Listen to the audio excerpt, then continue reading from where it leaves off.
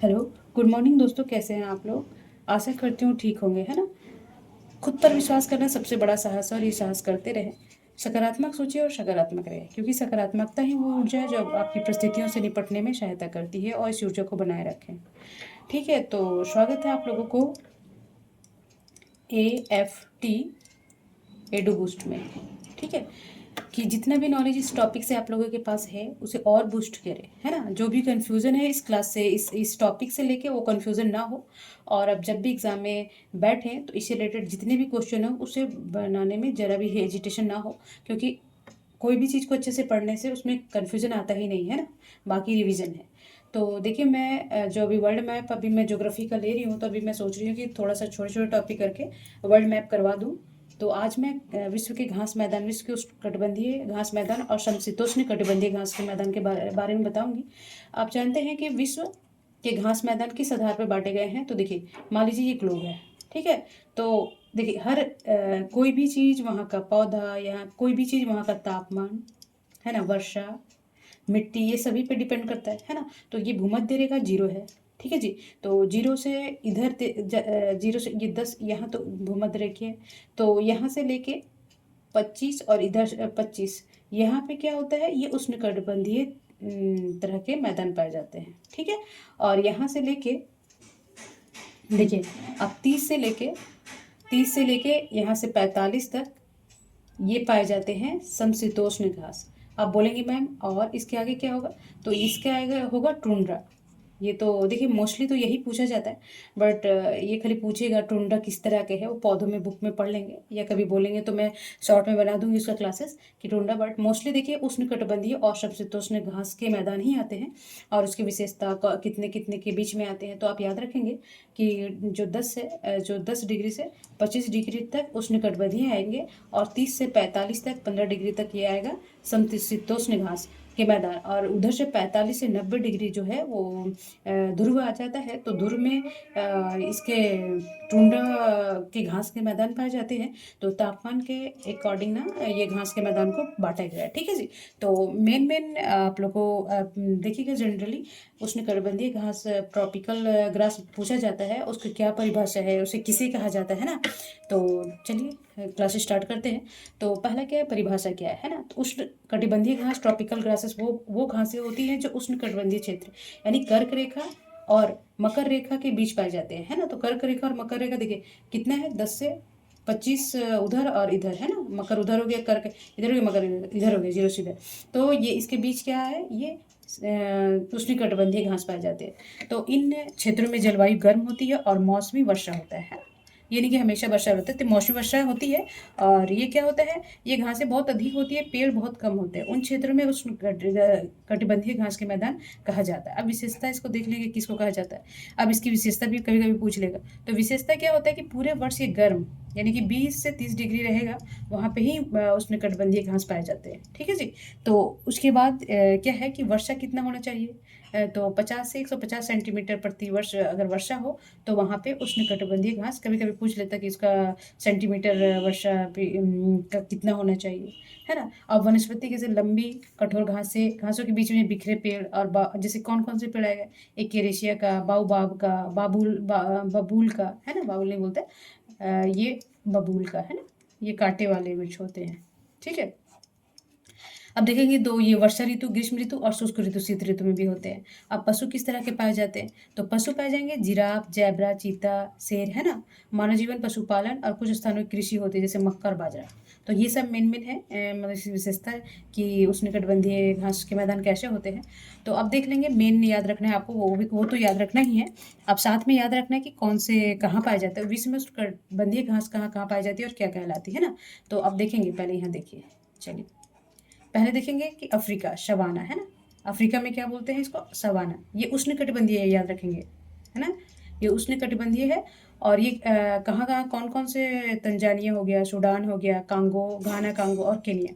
तो अफ्रीका में इसको क्या बोलते हैं, उष्णकटिबंधीय घास को पहले याद रखेंगे कि जो अफ्रीका में है उष्णकटिबंधीय घास को क्या बोलते हैं, सवाना बोलते हैं। और वो कहाँ कहाँ पाए जाते हैं, ये भी है, देखिए दक्षिण अमेरिका में लियोनोस और कैंपो, ये भी उष्णकटिबंधीय है। और ये कहाँ कहाँ पाए जाते हैं ये बताएंगे। तो चलिए पहले अफ्रीका में देखते हैं कि केनिया, तंजानिया, सूडान और कांगो। तो आप यहाँ देख लेंगे, ये एरिया ना, सूडान उड़ान सब ये एरिया में आ जाएगा। तो यहाँ क्या बोलते हैं इसको, शवाना घास। ये है उष्णकटिबंधीय घास, याद रखेंगे जी, ठीक है। तो ये शवाना घास है। तंजानिया हो गया, ये केनिया हो गया, तो ये इधर ही सारे कंट्री आते हैं। कांगा, घाना, कांगो, ये सब कांगो है ना, आप देख लेंगे वहाँ पे, है ना। तो ये सब एरिया में इसको क्या बोलते हैं, अफ्रीका में इसे बोलते हैं सवाना। ये उष्णकटिबंधीय घास है, मैं बार बार बोल रही हूँ। चलिए अब दक्षिण अमेरिका में क्या बोलते हैं, लानोस। देखिए ल्यूनोस को लानोस भी बोलते हैं, ठीक है, नोस, ये याद रखेंगे। कंफ्यूज नहीं होगा कि मैम ये बता दी तो वो नहीं होगा, ल्यूनोस या लानोस एक ही होता है। तो ये वेनेजुला, कोलंबिया, ब्राज़ील और उरुग्वे, उरुग्वे में भी इसको बोलते हैं, क्या बोलते हैं, लानोस और कैंपो। तो अब ये घबराएंगे नहीं कि इसमें क्या क्या क्वेश्चन बन सकता है। देखिए जो दक्षिण अफ्रीका में लानोस कहाँ का घास के मैदान में, तो दक्षिण अफ्रीका आएगा अगर महाद्वीप पूछ लेगा तो मान लीजिए ये मिलान करने के लिए दिया है कि वेनेजुला, कोलंबिया, ब्राज़ील में तो लानोस है, और किस प्रकार का घास है, तो उष्णकटिबंधीय घास है, ये ध्यान रखेंगे। तो देखिए आप ये देख लेती हूँ, मैप में दिखा देती हूँ। देखिए वेनेजुला हो गया, ब्राज़ील हो गया, है ना, और कौन सा कंट्री था,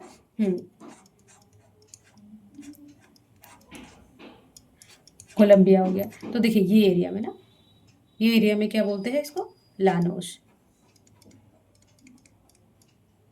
ठीक है। तो ये याद रखेंगे। और ये कौन सा है, देखिए आप देख लेंगे 0 से 25, 10 से 25 डिग्री तक आता है। तो ये लानोस एरिया, लानोस घास कहलाते हैं, दक्षिण अमेरिका का ये पोर्शन है, ठीक है जी।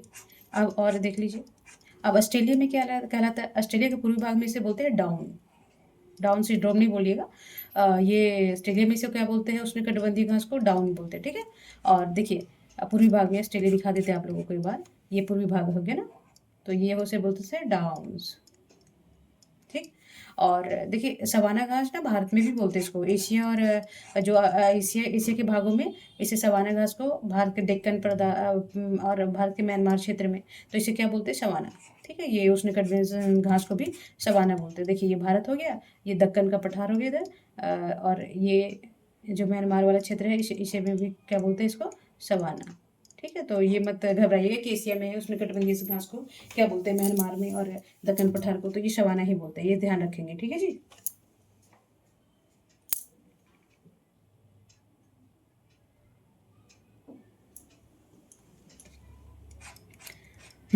और अब एक और है, हाँ, ब्राज़ील में देखिए उष्णकटिबंधीय को मध्य ब्राज़ील में क्या है, सेराडो।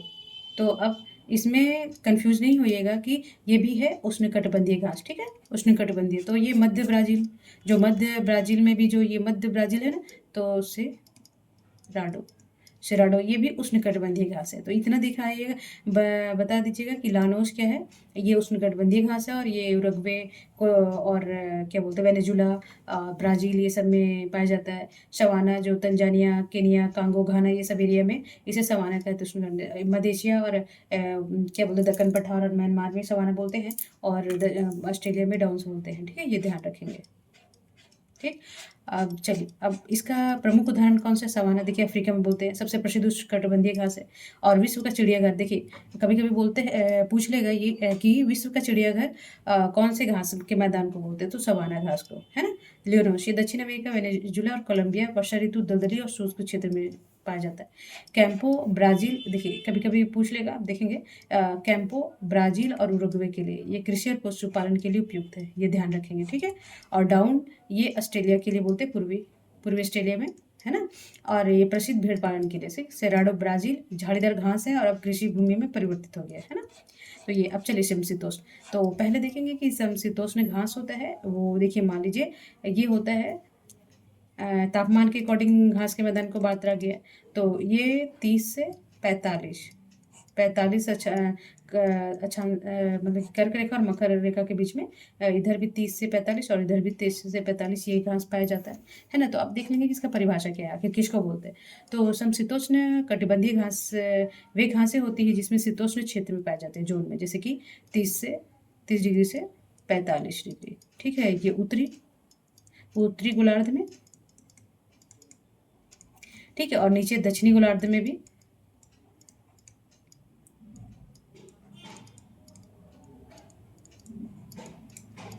गोलार्ध में भी 30 से 45, ठीक है।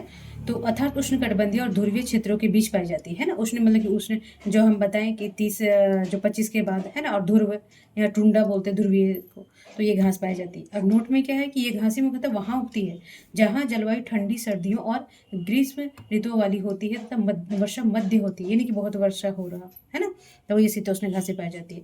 अब यहाँ देखेंगे कि ये देखिए मेन याद रखने का है कि विश्व में समशीतोष्ण घास के मैदान कहाँ पाए जाते हैं और ये क्या कहलाते हैं, है ना जी। तो ये वर्ल्ड मैप में हम लोकेशन वाइज बता देते हैं आप लोग को। देखिए उत्तरी अमेरिका प्रेरीज है ना, अमेरिका और कनाडा के मध्य में। देखिए ये ना प्रेरीज, अब बोल देगा कि ये वाले जो पोर्शन है ना, ये यहाँ पे क्या होता है, दिख रहा है आप लोगों को, हाँ प्रेरी। तो ये वाला जो उत्तरी अमेरिका और कनाडा का मध्य भाग है, इसमें क्या बोला जाता है, और ये देखेंगे समशीतोष्ण घास के मैदान है, ये याद रखेंगे, ठीक है जी।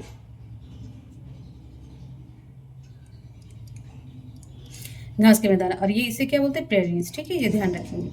हाँ, तो मेन वही याद रखना था। दक्षिणी अमेरिका पंपास है ना, अर्जेंटीना और उरुग्वे।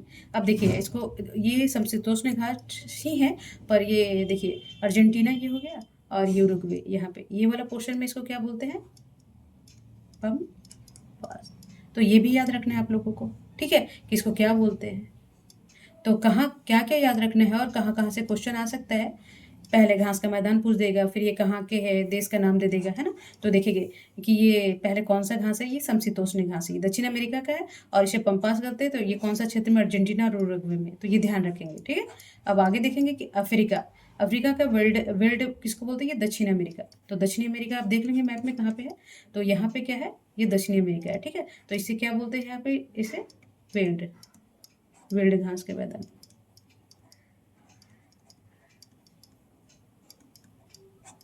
ठीक है, तो ये घास का मैदान हो गया, तो इसे वेल्ड बोलते हैं, यहाँ पंपास बोलते हैं सबसे शीतोष्ण घास को, और यहाँ पे बोलते हैं प्रेरीज। तो ये याद रखेंगे, और भी चलिए दिखा देते हैं। हाँ, अब एशिया स्टेपी, ये रूस, मंगोलिया, काजिकिस्तान। देखिए अब स्टेपी ये समशीतोष्ण घाट से याद रखेंगे, है ना। तो यहाँ डाउन्स था और यहाँ डाउन, देखिए कभी कंफ्यूज नहीं होइएगा। मैं ऑस्ट्रेलिया में, पूर्वी एशिया में इसको बता देती हूँ। यहाँ देखिए या डाउन ही इसको भी बोलते हैं, और पूर्वी भारत में, चलिए कोई बात, और इसको भी डाउन ही बोलते हैं, ठीक है। समशीतोष्ण घास दोनों तरह के होते हैं। तो अब देख लीजिए एशिया में क्या बोलते हैं, वेल्ड कहाँ बोलेंगे, तो वेल्ड दक्षिण अफ्रीका में बोलेंगे। वहाँ दिखा दें मैप में, आप मैप रखेंगे वर्ल्ड मैप, या ऐसे ही रफ बना लेंगे और वहाँ पे लोकेशन बता देंगे, या क्लास 2-3 बार देख लीजिए, भूलिएगा नहीं आप लोग। और दक्षिण अफ्रीका में ये उष्णकटिबंधीय, ये है समशीतोष्ण घास। पहले प्रेरीज भी, पंपास भी, वेल्ड भी, स्टेपी, डाउन, ये किस तरह के घास है, तो ये है समशीतोष्ण। और ये कहाँ कहाँ बोला जाता है, तो प्रेरीज उत्तरी अमेरिका के कहाँ, कनाडा के मध्य, दक्षिण अमेरिका पंपास बोला जाता है, अर्जेंटीना उरुग्वे, अफ्रीका में वेल्ड बोला जाता है, दक्षिणी अफ्रीका में। और ये समशीतोष्ण याद रखेंगे। एशिया में स्टेपी बोलते हैं, रूस, मंगोलिया। अब देख लेंगे इसका लोकेशन कहाँ पे है जी। तो ये हो गया मंगोलिया, ये काजिकिस्तान, और ये रूस। तो यहाँ पे क्या बोलते हैं, यहाँ बोलते हैं आपको, यहाँ ले लेते हैं स्टेपी घास के मैदान, ठीक है। तो देखेंगे यहाँ पे जैसे कि ये मंगोलिया हो गया। अब मैप पर तो इतना कमांड अभी मैं कराऊंगी धीरे धीरे। ये लैंड लॉक्ड कंट्री है, तो मंगोलिया हो गया, काजिकिस्तान हो गया, रूस। तो ये सब एरिया में इसको क्या बोलते हैं, स्टेपी बोलते हैं, ठीक है। और ये है समशीतोष्ण, याद रखेंगे घास, ठीक है।